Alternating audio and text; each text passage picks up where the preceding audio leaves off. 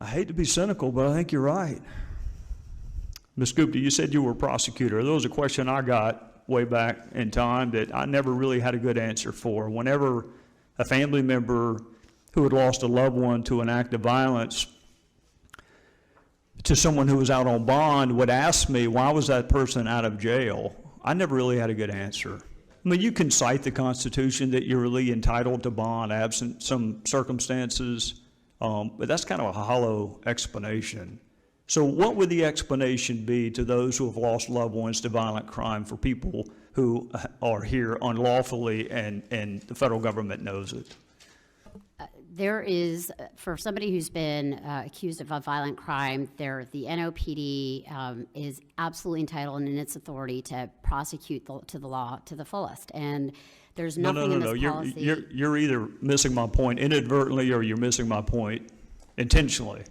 I realize you prosecute people after the homicide. I'm trying to figure out how to prevent the homicide. What is the explanation for why the person wasn't dealt with before the murder?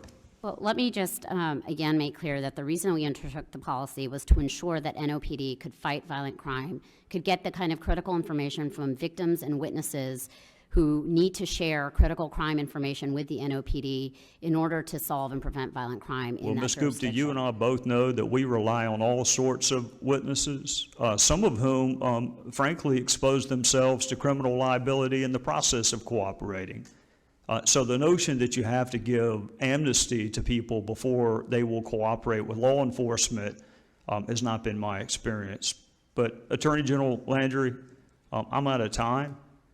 You asked the question, how do you answer it when family members ask you, why was this person not dealt with before they committed the act of violence? I never really had a good answer to that one.